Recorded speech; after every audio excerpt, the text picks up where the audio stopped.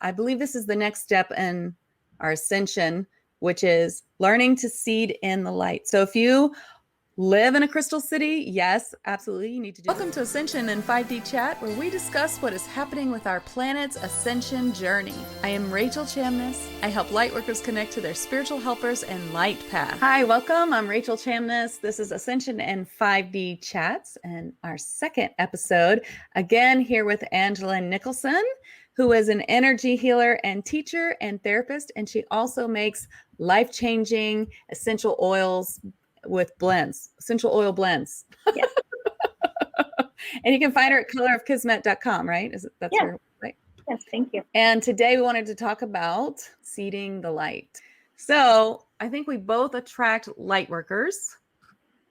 Oops. Well, that is how I attract light workers, right? That was the wrong one.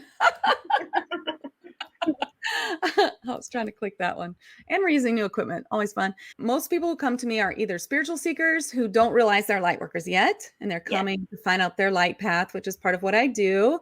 I'm a channel medium, a teacher, sound healer, Ascension and Lightworker guide, yada, yada, yada. But you also bring light workers to you. And I think that's why this is a really important topic for us to talk about, because I believe this is the next step in our ascension, which is learning to seed in the light. So if you live in a crystal city, yes, absolutely, you need to do this. If you are headed to a crystal city, or if you're just trying to leave your place that you live that is not a crystal city, then perhaps seeding in the light is how you can help yourself bring in that vibration to move to where you want to go. So tell us about what you do. Okay. Well, you can also use it to really to shift the land around you, to shift the actual vibration of your space, of your land, of your home, of your neighborhood. And I teach about vibration. You know, basically it's a big class on grids, essentially. And what's funny is, in a million years, I would have never guessed that was something that I was into, you know. But I just realized it was the most efficient way to do it, and so I started doing it. And you know, if you like and you do set intent, and you want your house to feel different or your land to feel different, if you want to get to a different city, if you need a new car, I suggest that you do that through the vehicle of grids. That's my thing. All right, let's talk about that. So are you talking about crystal grids, Reiki grids? What kind of grids are you talking about? Well, I think that most people are used to seeing the ones on Instagram or wherever that are just perfectly symmetrical, and they have all of the like right rocks that mean specific things. Sure, and they might have like Metatron symbol or something like that. Right. Yeah. Yes, exactly. And I think those are beautiful and they work so well. Also, it occurred to me one day that everything within it contains sacred geometry. All the rocks, all the trees, all the ground. You know, it doesn't matter if it's a ruby or if it's lapis or if it's like a river rock. You know, it's all got sacred geometry in it. And so I advocate that we use landscape that's already there. You've got a bluff over there or a tree over there or a giant boulder over there. Perfect. And aside from that, you use just rocks that you find. And then there's this sort of way that you get together and you sort of introduce them to one another, kind of, and then you set the vibration of what you want. And then you can set up a grid. And you also do this in your community in Knoxville, right? Where you teach people how to make a grid so that everybody who wants to can see the light in their community. And you also teach a class on this, right? Yes. So it came to me recently. Actually, one of my friends asked me, Angelyn, can you teach us about grids? And I was like, I don't know. and then it all just worked out. But I was looking at Knox County, at the entire county, and I wanted to have a spiral in there because spirals are portals. And if we can set the vibration for whatever we want to bring in, which I want to bring in more light workers, and I want to bring in more people who want to find what we have. And so that's what we're setting, the vibration of. And we've created on the map, we put different grids in different places, and then we connect them.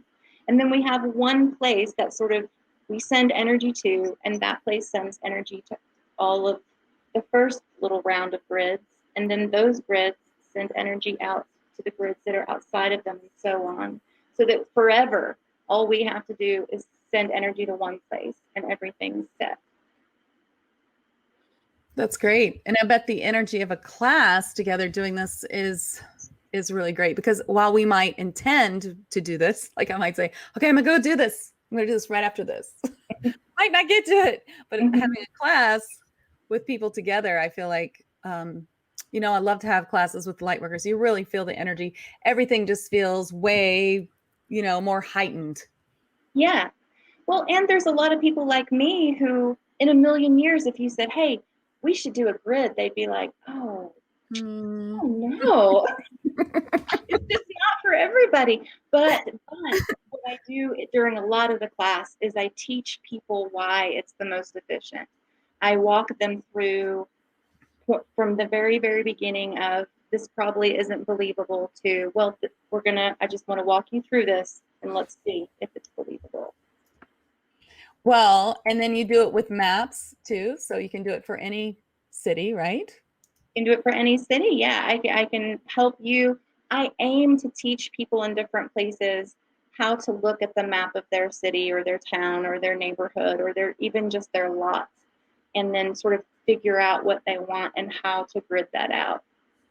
Oh, so even for people's houses. Mm-hmm. Yeah, for your Very home. good. Your land. Yeah, I do a lot of that sort of thing around my house. Yeah.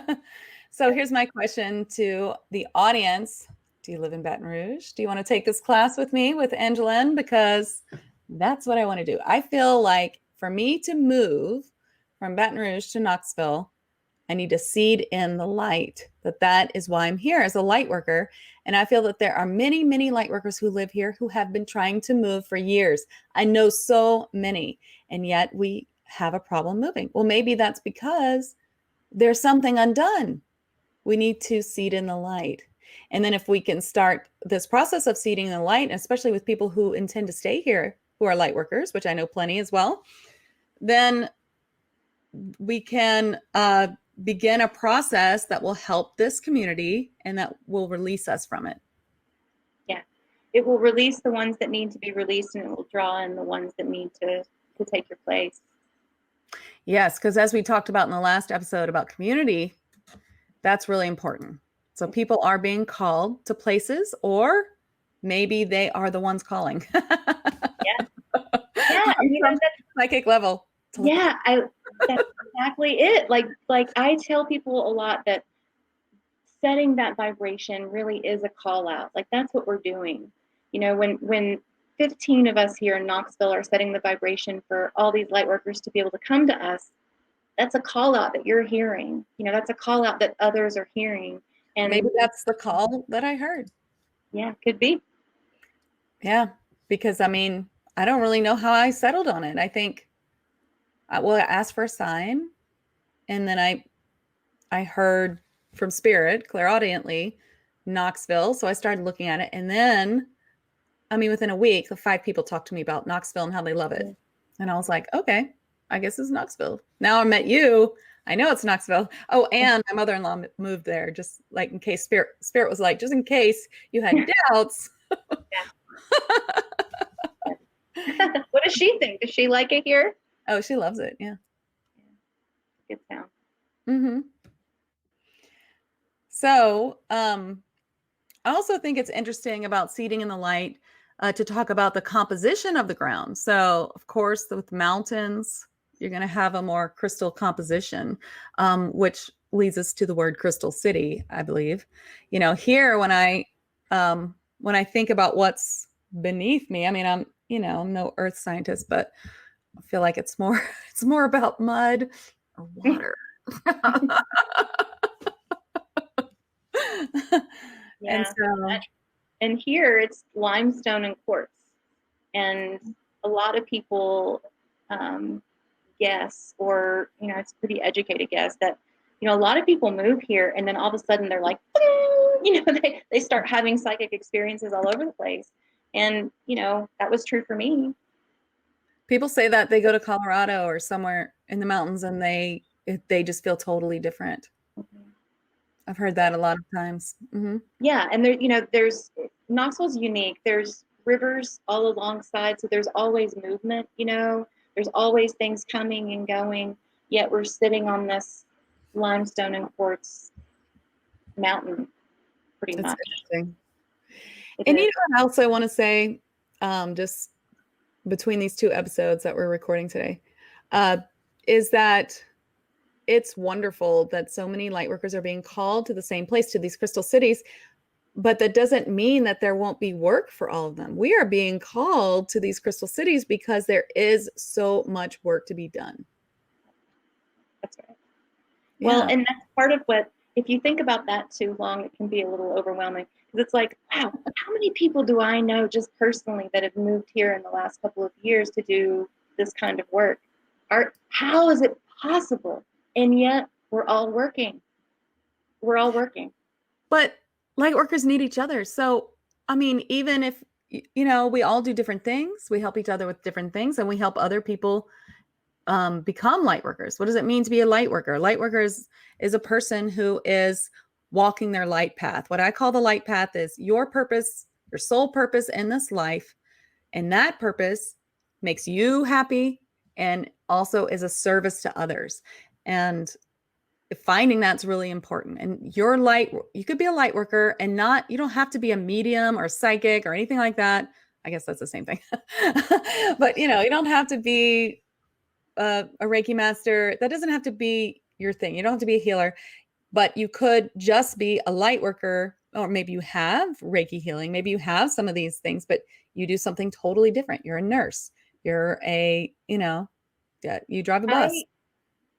I love what you're saying so much. I 100% believe that you can be a healer and be in marketing or a plumber or brewing beer. And in fact, I think that it's almost maybe just as important, more important to have all of those people that want training, that want, I think about the magic from brewing beer, let's say.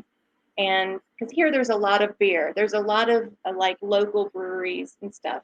And I personally kind of want to go into these places and say, can I train you on how to do Reiki? so that whether they want to or not, they're putting Reiki in the beer that so many people are consuming. I think that that's very important. And to that end, I think that all of us who feel like they are on their crystal path are light workers. Yes. And not everybody agrees yet, Rachel, with us, but I think that this is where people are going to land. Yeah. I love teaching everybody Reiki. And for those of you who don't know about Reiki, it can only be good light. And if you've heard otherwise, that's not true. And I have a whole blog post on it at soundwavesheal.com if you want to read about it. But bringing in this light healing is beautiful for anything that you do. You don't have to be like, I'm a hands-on Reiki healer just because you're a Reiki master. And Right. this is a path to healing yourself, to being able to do something. When you can send Reiki distance and you hear about something horrible in the world, well, you can send Reiki to it. You can use it for grids, like we are talking about before. You can use it for so many things. And I just really want to say that you're a light worker without having to do all of this stuff. Right. You can just be a customer service light worker where, right. People have to call wherever you work, and, nobody wants to, but then you brighten their day because you are a vehicle of light. That's right. And I think it's the most beautiful concept really in the world. If you've got if you've got the guy that works on bikes, the lady who's making your coffee, the man who pours your beer, the woman who, we've got police officers. I mean, there's everywhere you look. I think it's starting to permeate here, and it's very, very exciting. And also, if we all just healed ourselves, the whole world would be healed. I know. I know. That's such a big job, though, and it can be so overwhelming, especially if you're at the beginning. And this. There's a point where Into it, really, we're always healing ourselves. right, It's right, just a journey. I mean, once we're completely healed, our time's probably up here. right. We But don't at need the to be on this beginning, it planet. can be really daunting. Say that again. At the beginning, it can be daunting. When you start to see the big picture, and it seems like there's a point where when you start to see more and more and more, it feels like there's just more work to do. Like, oh God, that's another thing I have to fix. Oh man, how am I going to get through this? I don't want to know anymore, because if I know more, there's just going to show me more work that I have to do on myself. And I had that same reaction years ago, and my mentor at the time was like, Angelyn, look, you do the one thing, you just do the next thing, the next right thing. You figure that thing out. And by the time you get done with it, it's going to reverberate out and take care of like 9 things. Just relax. One And so step at a time. And our spirit guides can overwhelm us as well. They tell me all these things I'm going to do, all these things. I have lists and lists and lists of things I'm creating. And sometimes I'm just like, hey, calm down. I can't do all this. And they're like, well, we didn't say you had to do it now. I'm like, but still, it's too much. But that's just our perception. I'm the same way. Like, It's a human whoa, tap perception. break. It's that 3D perception, as high as we'd like to say we are in Ascension, nobody is totally 5D. We have to go back and forth. If you're 5D, you can't, take your keys and go drive down the street. That's for sure. So you have to go back and forth. You have to deal with 3D. You're going to have to call the electric company and talk to them about the bill or whatever, whatever it is that you have to do, those horrible 3D tasks. Yeah. Like, that's still part of our lives. And you can't avoid it. So we go back and forth. Nobody is fully ascended yet. It is still a long road to 2032. When we are assured we'll be in Ascension, and there's just a lot of steps. This is the hardest part. That's what they keep saying. This is the hardest part, but it's necessary. Sorry, go ahead. No, it's necessary. You go ahead. It is necessary. I was just going to say that it feels, there was a meditation, I don't know how long ago now, where I just had this awareness of what a beautiful gift we've been given to be some of the way showers. We're really developing the way where there's no way, where there's no way. We're trying to just show people. We're trying to write the curriculum, so to speak. And there's not really a curriculum. We're just sort of making it up based on, what our guides are telling us and what we think is right. And we're changing it along the way when it's, when there's a new way to go. But it's such a privilege, I think, to be part of it. It's the turning. It's that point where we're saying no, this way instead. And it's exciting. It is. It is exciting. We have to remember that we came here to this life.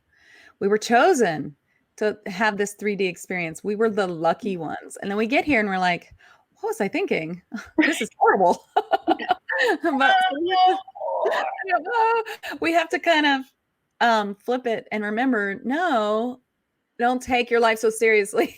That's what our guides are always saying. You're taking everything so seriously, This is not everything. This is not everything. And that's what people are waking up to.